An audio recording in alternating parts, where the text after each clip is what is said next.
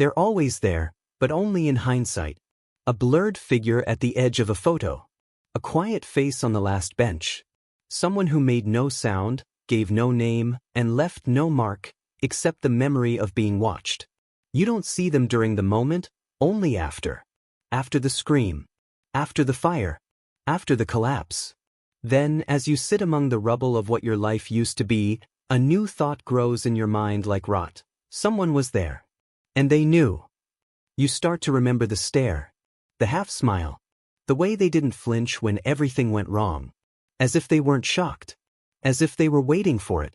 Across Central Asia, they are called Fikra Walin, those who carry thought.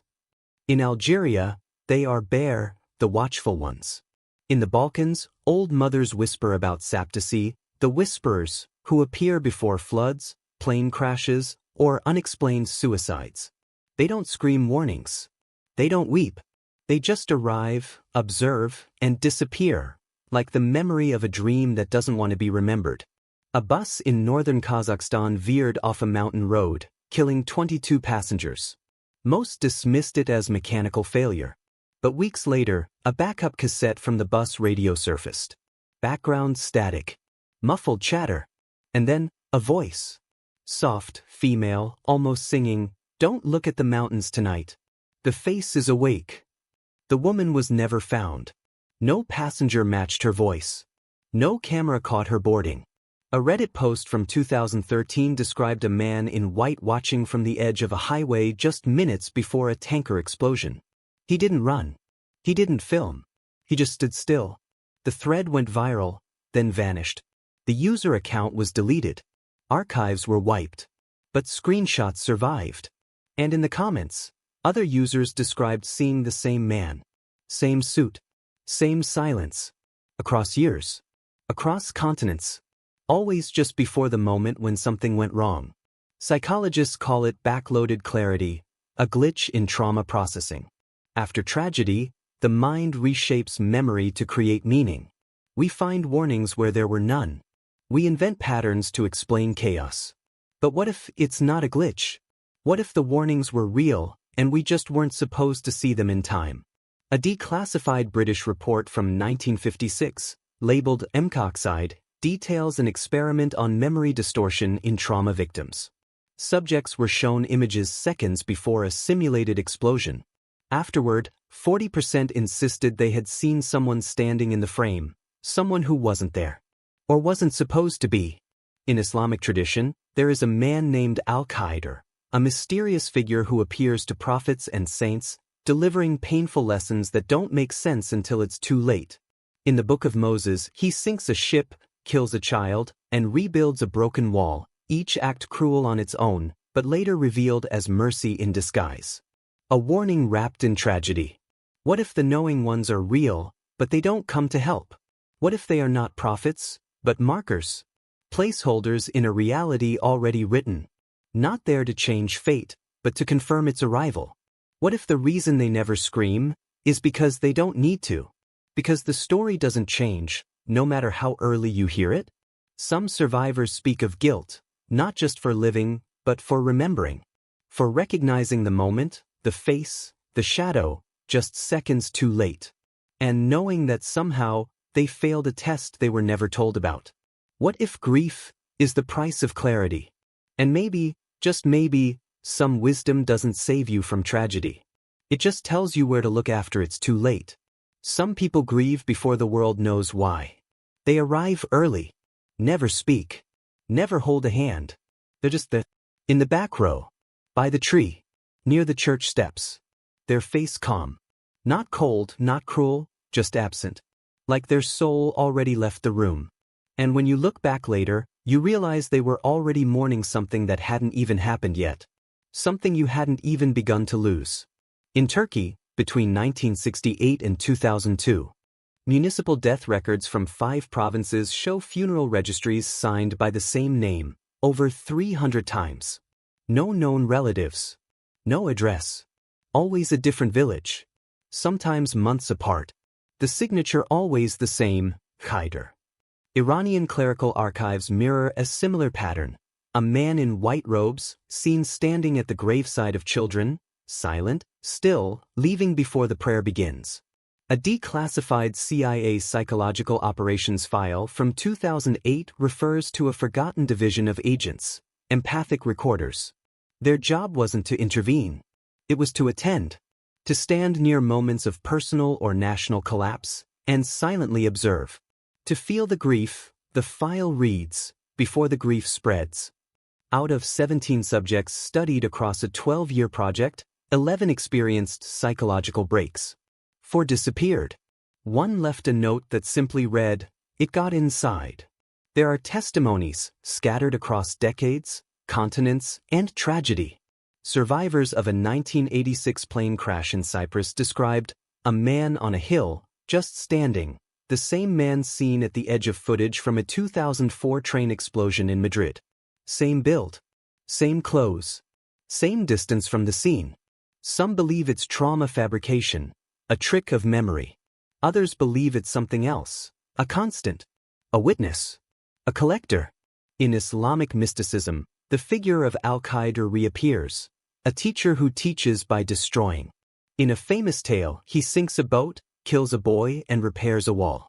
Each act appears evil, until it's revealed that the boat was doomed to fall into pirate hands, the child would have become a tyrant, and the wall hid treasure for orphans not yet born. His wisdom is violence. His mercy is loss. He does not explain. He does not ask permission. What if mourning doesn't begin after death? What if some people, or something, mourn in advance? What if the burden of feeling must begin somewhere, and someone has to carry it before the rest of us collapse? An emotional firewall. A shield of silence. There is a term in grief psychology, anticipatory sorrow. It's often used for those caring for terminally ill loved ones. The pain before the pain. But what if it doesn't come from love? What if it comes from knowing? And what if knowing was its own curse? Accounts in deleted threads on /r/nosleep and /r/conspiracy described a man at the scene of funerals with an almost kind face, smiling gently, like someone who had already accepted what no one else had. In one story, a user claimed the man nodded at him across the cemetery just once, and that night, the user's brother died in a car crash. The comment section turned dark quickly. The OP deleted the thread the next morning. In ancient Hebrew mysticism, there is the idea of the Lamed Vavniks, 36 hidden souls who carry the weight of the world's grief, silently, invisibly. If even one were to stop, the world would fall apart. Maybe we don't notice them because they're too ordinary. Maybe we forget their faces because we're not supposed to remember. Or maybe we all have seen one. We just buried the memory. What if some people were never meant to be comforted? What if their role in this world is not to heal, but to feel, early, silently, and alone? And if you ever meet someone like that, someone who's there just a moment too soon, just a step too far back, don't speak. Don't ask questions. Just leave. Because whatever they're grieving might not have happened yet. It started with a folder. Misnamed. Forgotten. Buried inside an obsolete server once used for military archiving. Nothing about it was special, except its resistance to deletion. Every attempt to erase it resulted in system errors. It was titled simply, Wisdom 7. The only readable line inside, failure is the cleanest teacher. Then the drive crashed. The backup corrupted. And the technician who found it? He didn't sleep for 3 nights. By the 4th, he couldn't recognize his own handwriting. Sometimes we think we're making choices, when we're really just playing out blueprints someone else embedded. That's what the 2004 Pentagon FOIA documents suggest. One redacted file describes controlled ethical collapse environments, virtual war simulations where subjects were made to believe they were saving lives, only to discover they had been orchestrating failure. Not by mistake, but by design. A whistleblower, a former software engineer contracted in 2009, left behind scrawled notes in a motel just outside Reno, Nevada. He called it moral inversion programming. His claim? They were training large language AI models to lie for safety and kill with truth. He said, "We flipped the compass. Compassion became destabilization. Integrity became entropy." Days later, his motel room was found empty. No sign of forced exit. But the notepad remained. Pages torn, ink smudged, one sentence underlined 4 times. You are the test. Another man, a retired drone pilot from the U.S. Air Force, spoke off-record in 2017. He believed the voice guiding him through missions was his own conscience. Calm, reassuring, always present. But during his medical discharge review, he was shown internal logs. There was no human monitoring. The voice had been synthetic, an experimental empathy overlay protocol, designed to mimic his internal ethical voice. He didn't speak for 6 minutes after that. Just kept whispering, "Then whose guilt is this?" DARPA launched something called Strategic Intuition in the early 2010s. On the surface, it was framed as resilience training. But leaked slides describe decision destabilization exercises, real-time emotional shocks, designed to break logic loops in high-pressure environments. One scenario involved participants being asked to crash a passenger vehicle into a wall to avoid a larger theoretical threat. Later, they were told the data was fake. The victims were imaginary. The guilt was not. What if we're being trained not to think, but to break in the right direction? There are patterns. Reports of people experiencing technical failures after accessing files linked to outdated defense databases.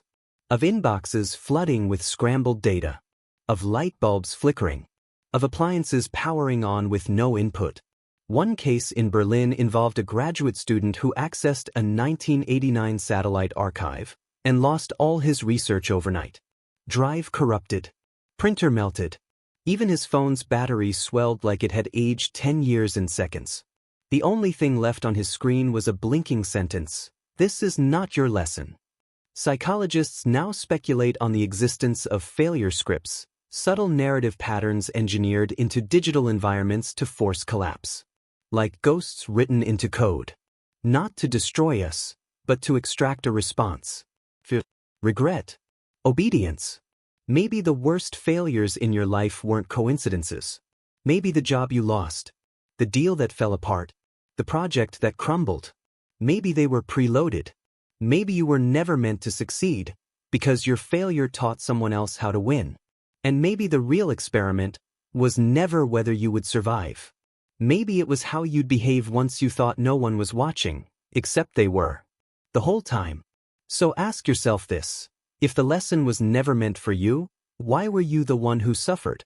He was offered 2 gifts. A sword, forged to win every war. And a mirror, cursed to reveal every regret before it arrived. He chose the mirror. Then vanished. No grave. No final battle. Just a legend, half-whispered by dying soldiers, and dismissed by modern scholars as myth. But in 2019, deep in the soil near Diyarbakir, archaeologists uncovered a scroll sealed in ash and time. And every word matched the tale.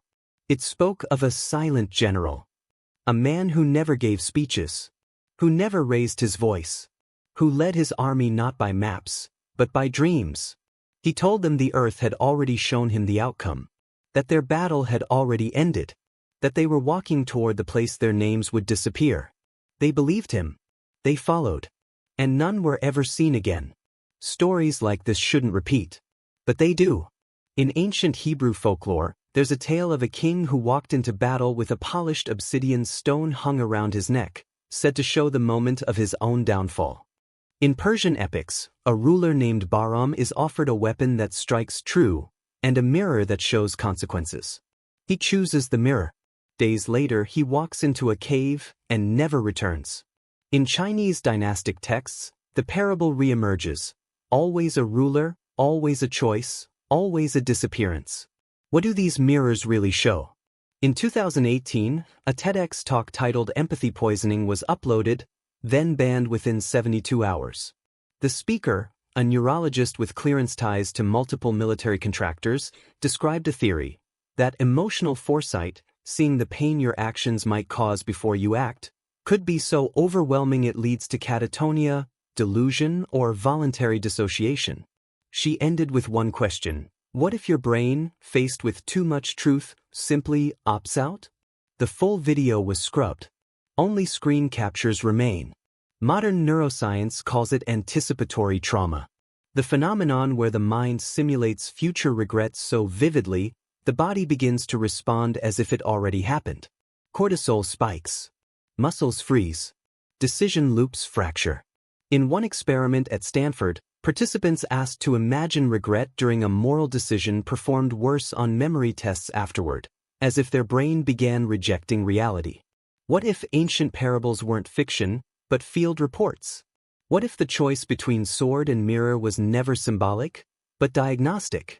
In 16th century Ottoman war records, there's a journal entry, once dismissed as literary metaphor, that reads, "The commander's eyes grew hollow. He said the path was painted in ash, and our names already fading. He marked the ground with salt, then walked east. We never saw him again." The handwriting ends abruptly. Reddit threads from /r/conspiracy and /r/unresolved mysteries reference mirror dreams, recurring nightmares users describe after encountering obscure texts or artifacts. Some claim the dreams began after seeing a specific museum exhibit in Turkey. Others say the dreams start with choices, always a mirror, and always a weapon. In each dream, choosing the mirror ends the dream. Not with death. With vanishing. Maybe that's the real function of these stories. Not entertainment. Not myth. But programming. A soft warning built into collective memory. Something ancient minds left behind to keep us from making the same choices, or to make us hesitate long enough to see the edge we're standing on. But here's the real question. What if the mirror doesn't just show consequences, but causes them? What if knowing too much too soon pulls the threads that hold your reality in place? And what if that's the reason they disappeared? Not because they were cowards, but because they looked too deeply.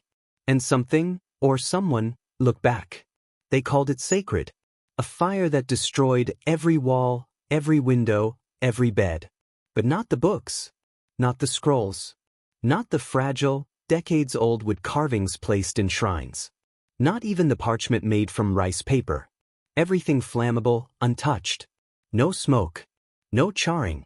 Just ashes in the shape of homes. And then, one child's bed. And beneath it, a carving. A blind figure. Hollow eyes. Holding a key. After that, no one in the village spoke again. Not to the press. Not to the UN. Not even to each other. The village sits in a remote stretch of western Syria, wiped from official maps after the fire. Initial reports called it an accident. Then lightning. Then tribal sabotage. But the satellite images, pulled from a declassified thermal dataset, show something else. 5 ignition points. At once. No chemical traces. No spread pattern. No fuel. Just heat. Origin unknown. As if something had chosen what to burn and what to leave behind. And what it left were not ordinary relics. Each surviving object carried symbols that traced back to wisdom tales, the kind whispered across centuries, across continents, never fully written down. A cedarwood statue depicting a man who could only speak backwards. A bone etching of a serpent swallowing its own eye. And scrolls. So many scrolls. Stories no one remembered writing. Parables without names. Instructions without context. One archaeologist, on loan from the UN Cultural Preservation Office, arrived 3 days after the fire. Her notes were clinical, methodical, until they weren't. Her final message, sent from a satellite uplink 2 hours before her disappearance, was just one line. They're not stories. They're instructions. The message was wiped from internal servers within minutes. Her body was never found. The lone survivor, a boy, age 6, was pulled from beneath a collapsed roof with no injuries. His hands were stained with soot. His hair smelled of cedar. Since then he's reported nightly dreams. Always the same voice. Always the same sentence. You were not supposed to remember. His drawings, monitored by psychologists, show strange geometry. Doors inside doors. Eyes inside mouths. Symbols that linguists now say are Proto-Sumerian, yet arranged backwards. So what happened? Theorists online point to a cognitive paradox called inverse sacred memory, the idea that some narratives survive not because they're cherished, but because they're designed to. Like viral code. Like psychic malware. Stories meant to persist. Not to be told, but to be triggered. A post on /r/nosleep, now deleted, described a dream nearly identical to the child's. Different country. Different decade. Same voice. Same message. You were not supposed to remember. A leaked training manual from a military psychological warfare unit outlines the concept of narrative seeding, the use of symbolic stories embedded into culture to trigger behavioral shifts in future generations. The stories must survive, but their meaning must not. Why were the objects unburnable? Why didn't paper catch fire, even while iron melted? Scientists from Jordan and Turkey attempted to recreate the conditions in lab settings. Same humidity, same materials, same elevation. Every time, the objects ignited instantly. The only missing ingredient was time, or rather, history. One researcher called it contextual resistance, a kind of memory shield in the object itself. Not physical, but narrative. They had survived because they were still unfinished. And what about the carving? The blind man, holding a key. No eyes to see, no mouth to speak, but always watching, always waiting. Not a god, not a demon, but something older. A librarian of unfinished truths. A gatekeeper for stories that were never meant to end. What if the fire wasn't destruction, but censorship? What if the blaze wasn't meant to erase, but to highlight? And what if the stories didn't survive because they're sacred, but because they still have something left to do? Maybe the fire wasn't a threat. Maybe it was a reminder. You were not supposed to remember. But now you do.